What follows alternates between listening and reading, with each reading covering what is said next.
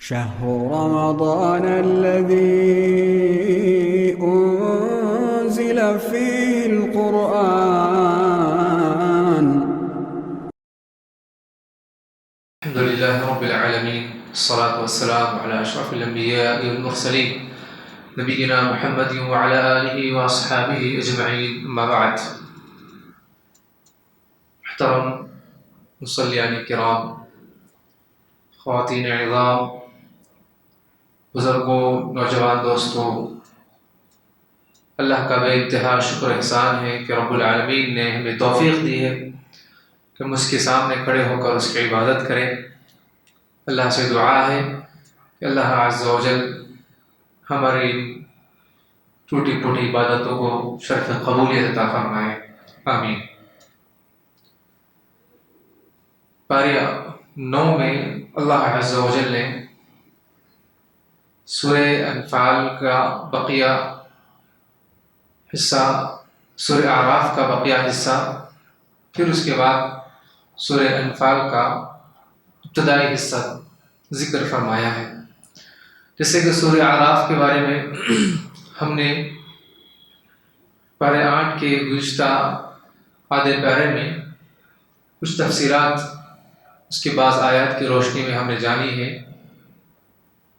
اسی طریقے سے اللہ عز و جل نے پارہ 9 میں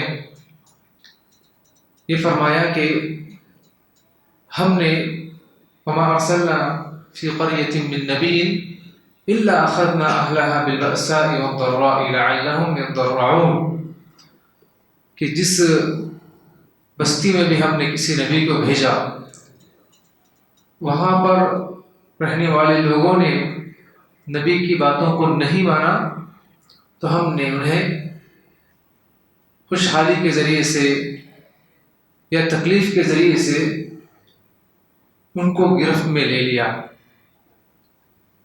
تاکہ وہ پھر اللہ تعالیٰ کی طرف لوٹ کر آئیں. لیکن جب انہوں نے اپنی پرانی روش ہی اختیار کی، نافرمانیوں پر نافرمانیاں کرتے رہے، تو پھر ہم نے ان کے لیے نعمتوں کے دروازے کھول دیا. فتحنا علیہم ابواب کل شیء، ہر چیز کے دروازے ہم نے کھول دیے. ان کو صحت یعنی بیماری کے بدلے میں صحت عطا کی، ان کو فقیری کے بدلے میں مالداری عطا کی. تو یہ سمجھتے تھے کہ ہمارے یا ہم سے اللہ راضی ہے، اس وجہ سے نعمتیں مل رہی ہیں. پھر اللہ تعالیٰ فرماتے ہیں کہ ہم نے انہیں ایسے جگہ سے پکڑ لیا اس کا انہیں شعور نہیں تھا، اس کا احساس نہیں تھا. پھر اللہ تعالیٰ پوچھتے ہیں کہ افامن اہل القری ان یاتیہم بأسنا بیاتا وہم نائمون، کیا یہ لوگ رہنے والے بستی کے اللہ کے عذاب سے بے خوف ہو گئے ہیں کہ رات میں اللہ کا عذاب نہیں آئے گا؟ کیا اس بات سے بے خوف ہو گئے ہیں؟ افامن اہل القری ان یاتیہم بأسنا بیاتا وہم نائمون، نیند کی حالت میں کہ اللہ کا عذاب نہیں آئے گا، کیا اس بات سے بے خوف ہو گئے ہیں؟ اور اس بات کا ہم نے مشاہدہ کیا ہے کہ قرآن کریم کی ایک ایک بات کی صداقت یہ ہم نے دیکھی ہے کہ ابھی گزشتہ چند مہینوں کی بات ہے جو ترکی میں یا شام میں جو زلزلے آئے، بالکل فجر سے پہلے کا وقت تھا، لوگ سو رہے تھے، نیند کی آغوش میں تھے. لمحے بھر میں بڑے بڑے منازل، بڑی بڑی عمارتیں تہس نہس ہو گئیں، ان کا پورا کمایا ہوا مال لمحے بھر میں تباہ ہو گیا. تو یہ ان کے لیے اللہ کی طرف سے ایک آزمائش بھی ہو سکتی ہے تاکہ وہ اللہ کی طرف پھر لوٹ کر آئیں، پلٹ کر آئیں. اور اس میں ہمارے لیے بھی بڑی عبرت ہے کہ ہمیں بھی ہمیشہ اللہ کے عذاب سے بے خوف نہیں ہونا چاہیے، بلکہ اللہ سے ہمیشہ ڈرتے ہوئے اللہ کی اطاعت کریں، اللہ تعالیٰ کے رسول کی بات کو مانیں، تسلیم کریں اور اپنے غلطیوں کو سدھاریں، اپنی اصلاح کریں، اللہ سے معافی مانگیں، توبہ کریں. تو اس میں ہمارے لیے بڑے پیغام ہیں. اللہ تعالیٰ نے یہ بھی کہا افامن اوامن اهل القرى ان ياتيهم باسنا ضحى وهم يلعبون، کیا بستی کے رہنے والے لوگ اس بات سے بھی بے خوف ہو گئے ہیں کہ صبح کے وقت میں، چاشت کے وقت میں، اس حال میں کہ وہ کھیل کود میں مشغول ہوں کہ اللہ کا عذاب نہیں آئے گا، کیا اس بات سے بے خوف ہو گئے ہیں؟ افامنوا مکر اللہ، کیا اللہ کے مکر سے کیا وہ محفوظ ہیں، بے خوف ہو گئے ہیں؟ فلا یأمن مکر اللہ الا القوم الخاسرون، اللہ کے مکر سے خسارہ اٹھانے والے لوگ ہی بے خوف رہتے ہیں۔ تو اس سے معلوم ہوا کہ ہمیں ڈرنا ہے تو اللہ سے، اللہ تعالیٰ کے عذابات سے بچنے کے لیے ہمیں فکر کرنی ہے، ہمیں کوشش کرنی ہے۔ تو یہ پیغام ملتا ہے ان آیات سے۔ اس کے بعد اللہ عز و جل نے موسیٰ علیہ السلام کا بڑا تفصیلی تذکرہ فرمایا ہے، جیسے کہ اس سے پہلے تقریباً کئی انبیاء کا، نوح علیہ السلام، صالح علیہ السلام، ہود علیہ السلام اور شعیب علیہ السلام، لوط علیہ السلام کی، اور اتنے سارے انبیاء کا تذکرہ کیا۔ اس کے بعد پھر جو بڑے جلیل القدر پیغمبر حضرت موسیٰ علیہ السلام کا بھی اس بارے میں، اس سورے میں بڑی تفصیلی طور پر اللہ تعالیٰ نے تذکرہ فرمایا کہ کس طریقے سے اللہ تعالیٰ نے انہیں نبوت سے نوازا۔ جب وہ نبی بنے اس سے پہلے، جب ان کی یعنی پیدا ہونے سے پہلے جو نجومی اور کاہن نے انہیں یہ فرعون کو بتلایا کہ تمہاری حکومت سلطنت جانے والی ہے بنی اسرائیل کے یعنی کسی فرد سے، کسی بچے سے، تو پھر بچوں کو قتل کر دیا گیا، بچوں کو جو پیدا ہوتے ہی نرینہ اولاد کو قتل کر دیا جاتا تھا۔ پھر اس کے بعد اللہ تعالیٰ نے ایسا یعنی موسیٰ علیہ السلام کے ساتھ یہ احسان کیا کہ اسی کے محل میں وہ رہنے لگے، اسی کے محل میں وہ کھانے پینے لگے، یہاں تک کہ وہ اس کے علاوہ ان کی ماں بھی، ان کی بہن بھی اس سے فائدہ اٹھانے لگی، حتیٰ کہ وظیفہ مقرر کر دیا فرعون نے، چونکہ وہ دودھ نہیں پی رہے تھے کسی کا، تو بچے تھے، تو اس کی بیوی کی طرف سے اللہ تعالیٰ نے اس کو آزمائش میں مبتلا کر دیا۔ موسیٰ علیہ السلام کو اللہ نے نبی بنایا، نبی بنانے کے بعد پھر وہ بنی اسرائیل کو فرعون کے ظلم و ستم سے نجات دینے کے لیے، چھٹکارا دلانے کے لیے وہ اور ہارون علیہ السلام فرعون کے جو دربار میں پہنچے اور کہا کہ ہم تیرے پاس اللہ کی طرف سے بہت زیادہ بڑی نشانیاں لے کر آئے ہیں، لہٰذا بنی اسرائیل پر جو ظلم و ستم تو کر رہا ہے اس کو تو چھوڑ دے، ان کو تو آزاد کر دے، چونکہ وہ اصل آئے تھے یعنی ملک شام سے، اصل ملک شام کے رہنے والے تھے، چونکہ یوسف علیہ السلام ان کے باپ حضرت یعقوب علیہ السلام، ان کے بھائی، یہ سب کے سب ملک شام کے تھے، وہاں سے پھر مصر آئے تھے اور مصر میں آباد ہو چکے تھے، تو پھر وہاں پر فرعون نے انہیں غلام بنا لیا تھا اور ان کے مردوں کو قتل کر دیتا، ان کے بچوں کو غلام بنا لیتا اور ان کی عورتوں کو غلام بنا لیتا، تو بڑی ہی ظلم و ستم کے دور سے گزر رہے تھے، یعنی اپنے اس ملک میں وہ دوسرے نمبر کے شہری گویا کے تھے، تو اس طریقے سے ان پر ظلم و ستم ہو رہا تھا۔ اللہ تعالیٰ نے موسیٰ علیہ السلام کے ذریعے سے انہیں پھر وہ یعنی سربلندی عطا کی، وہ مقام عطا کیا جو انہوں نے کھویا تھا، تو اللہ عز و جل نے موسیٰ علیہ السلام کے ذریعے سے پھر انہیں مصر سے نکال کر پھر ملک شام تک پہنچایا، تو اللہ تعالیٰ نے ان پر بڑا احسان کیا۔ تو فرعون کے پاس جب وہ پہنچے تو سب سے پہلے ان کو اس کو دعوت دی، اس کو دین سمجھایا، ایک اللہ کے بارے میں اس کو بتلایا، پھر وہ جب اڑ گیا، نہیں مانا، تو پھر اس نے موسیٰ علیہ السلام سے اس نے کہا کہ اگر تمہارے پاس کیا نشانی ہے، تو موسیٰ علیہ السلام کو اللہ تعالیٰ نے نشانی دی کہ وہ عصا جو لکڑی ان کے ساتھ تھی، اگر وہ زمین پر رکھ دیتے تو وہ اژدہا بن جاتا، ثعبان مبین، بڑا اژدہا بن جاتا تھا۔ اور ایک دوسری نشانی یہ تھی کہ اپنا سیدھا ہاتھ اپنے بغل میں رکھ کر اس کو ظاہر کرتے دکھاتے تو اس میں ایک روشنی آتی تھی، تو اللہ کی طرف سے ایک معجزہ ان کو دیا گیا تھا، لیکن اس کے ساتھ رہنے والے لوگوں نے اس کو کہا کہ یہ تو بڑا جادوگر ہے، اس کا ہمارے پاس توڑ ہے، اس کی باتوں پہ مت آؤ، اور اس کو اور اس کے بھائی کو یہیں پر رکھو اور اس سے ایک دن کا وعدہ لے لو کہ ایک دن ہم جمع ہوں گے اور اس کے علاوہ پوری دنیا کے جتنے بڑے جادوگر ہیں سب کو بلائیں گے اور پھر اس کے جادو کو توڑیں گے۔ انہوں نے اللہ کا معجزہ تسلیم نہیں کیا، اس کو جادو سمجھا، تو پھر سب کو بلایا گیا. کہا جاتا ہے کہ 70,000 جادوگر تھے اس کی تفسیری روایات میں، لیکن اس کی کوئی صداقت نہیں ہے. بہرحال بہت بڑی تعداد میں جادوگر آئے تھے. پھر موسیٰ علیہ السلام کا ان سے مقابلہ ہوا. تو انہوں نے، چونکہ وہ دنیا پرست تھے، دنیا چاہتے تھے، انہوں نے کہا کہ اے فرعون، اگر ہم غالب آ جائیں تو ہمیں کیا ملے گا؟ اس نے کہا کہ صرف انعامات ہی نہیں بلکہ تم میرے مقرب ترین ہو جاؤ گے. چونکہ فرعون نے انا ربکم الاعلی کا دعویٰ کیا تھا. تو موسیٰ علیہ السلام اس کا توڑ کرنے کے لیے آئے تھے اور یہ بتانے کے لیے آئے تھے کہ رب تو نہیں ہے، رب اللہ اکیلا حقیقی معبود وہ ہے جس نے زمین و آسمان کو پیدا کیا، تیرا اور ہمارا خالق و مالک ہے. تو اس بات کی بہت بڑی بات تھی اس کے لیے. تو آخرکار جب مقابلہ ہوا، موسیٰ علیہ السلام سے انہوں نے کہا کہ تمہارے پاس کیا جادو ہے، دکھلاؤ. تو موسیٰ علیہ السلام نے کہا پہلے تم دکھلاؤ. اس کے بعد وہ اپنے رسیاں ڈالنے لگے، اپنے لکڑیاں ڈالنے لگے. حالانکہ وہ رسیاں تھیں، لیکن جو جادو کے ذریعے سے انہیں ایسے محسوس ہوتا تھا کہ وہ یقین مانے میں وہ سانپ ہے. لیکن پھر اللہ تعالیٰ کا حکم ہوا. اللہ تعالیٰ نے کہا وَأَوْحَيْنَا إِلَىٰ مُوسَىٰ، اے موسیٰ تم زمین پر عصا ڈال دو، لکڑی ڈال دو. پھر جب وہ موسیٰ علیہ السلام نے عصا کو ڈال دیا تو وہ بڑا اژدہا بن گیا اور جتنے ان کے سانپ تھے ان سب کو نگل گیا.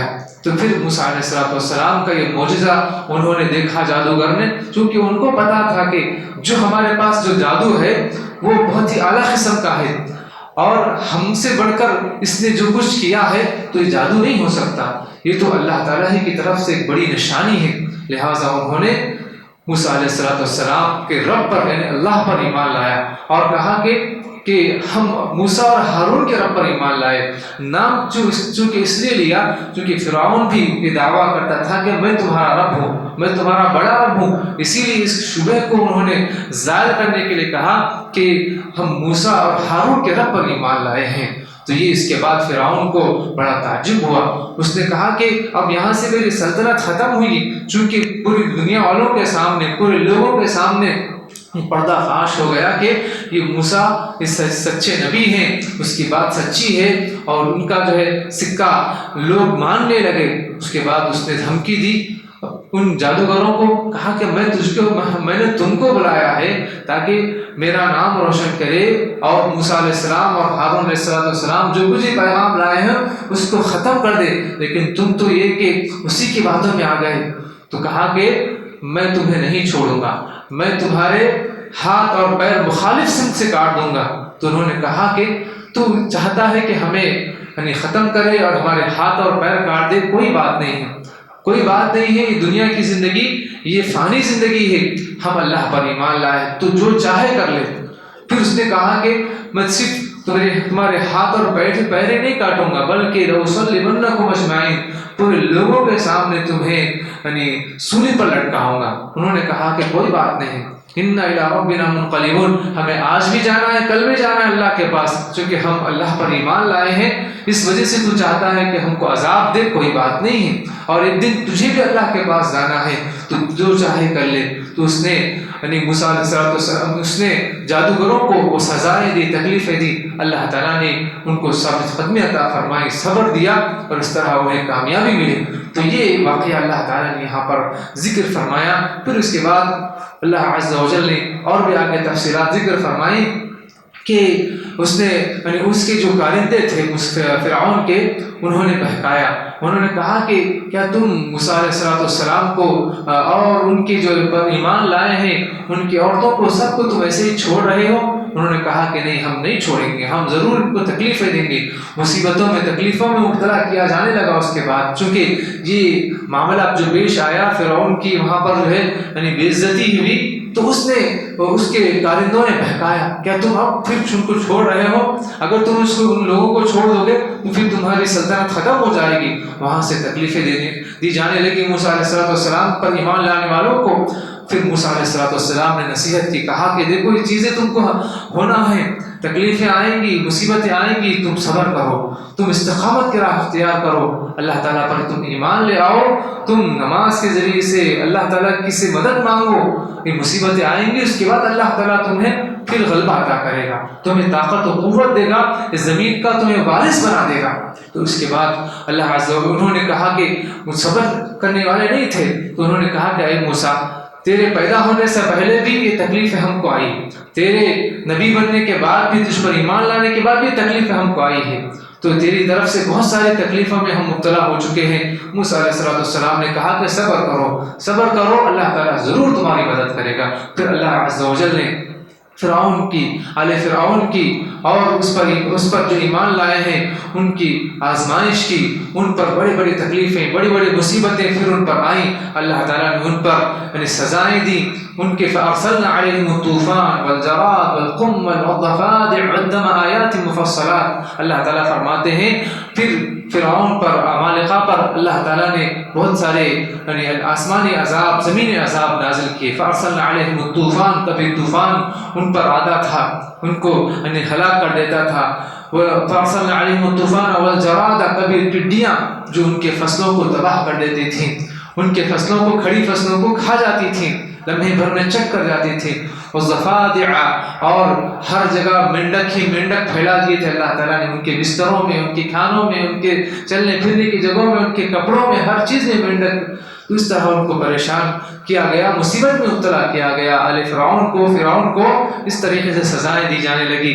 والضفادع والدم، اور جوؤں کا بھی ان پر جو ہے سزائیں ملی، اور جو بھی ہر جگہ جو ان کے کھانے میں، پینے میں، ہر جگہ ان کے سر میں، ہر جگہ سے ان کو تکلیفیں دی جانے لگی۔ پھر اللہ فرماتے ہیں والدم، اور ہر جگہ پانی میں خون مل گیا، اور ہر جگہ کھانے میں خون، ہر چیز میں خون ہو گیا تھا۔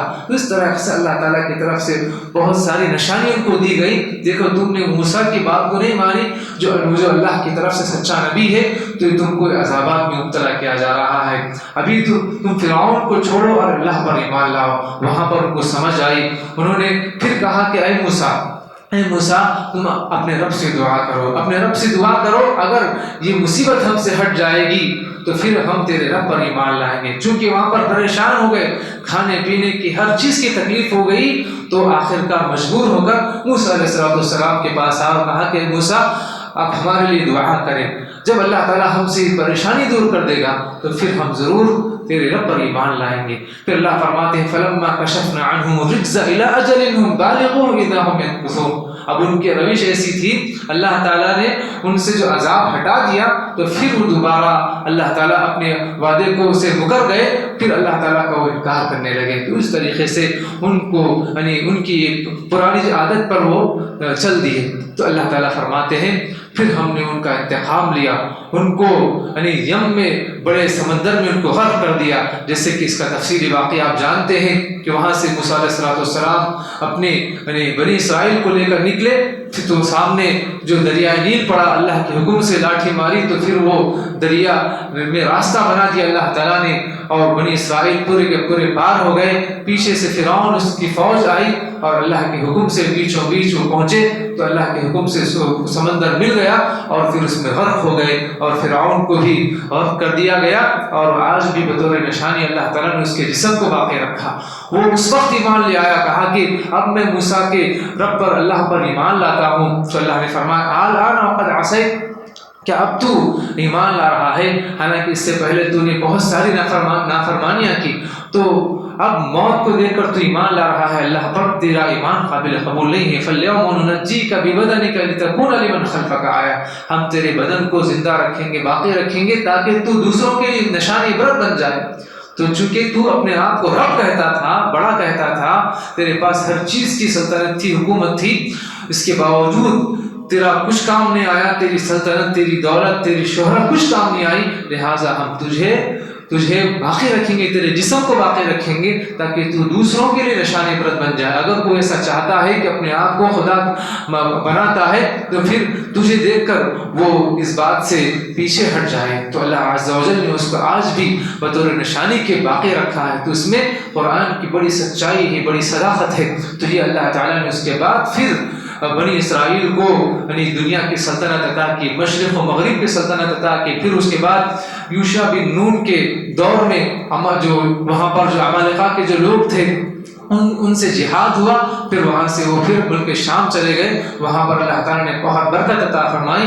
تو اللہ عز و جل نے پھر بنی اسرائیل کو پھر اپنی شان و شوکت عطا فرمائی. یہ سارا واقعہ اللہ تعالیٰ نے ذکر فرمایا. اس کے بعد پھر جو بنی اسرائیل کی جو پرانی روش تھی، نافرمانیاں تھیں، اس کے بعد اللہ تعالیٰ نے اس کے بعد تذکرہ فرمایا کہ وہاں سے جب گزرے موسیٰ علیہ السلام اپنے بنی اسرائیل کو لے کر، تو راستے میں یعنی کچھ لوگ تھے جو بچڑی کی عبادت کر رہے تھے، جو گائے کی بچڑی کی عبادت کر رہے تھے، جو آج بھی جو غیر مسلم ہیں، جو ان کی جو مقدس چیز جو گائے ہے، جو یعنی یہی بنی اسرائیل بھی اسی کی پوجا کرتے تھے. گویا کہ یہ بنی اسرائیل کے نسل ہیں، بنی اسرائیل کی نسل ہیں جن کے اندر خباثت ہی بھری ہوئی رہتی ہے. تو اس طرح اللہ تعالیٰ نے فرمایا کہ جب وہاں سے گزر رہے تھے، راستے سے گزر رہے تھے، تو دیکھا کہ قوم کو کہ وہ بچڑی کی پوجا کر رہی ہے. تو بنی اسرائیل نے کہا کہ اے موسیٰ، تم بھی ہمارے لیے ایک بچڑے کو معبود بنا دو.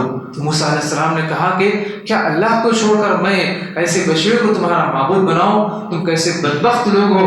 اللہ تعالیٰ نے تم کو نجات دی. وَإِذْ أَنْجَيْنَاكُمْ، تو اللہ تعالیٰ نے تم کو ہر مصیبت سے نجات دی، کہ فرعون سے اور اس کے عذابات سے، جب کہ وہ تمہیں قتل کر دیتا تھا.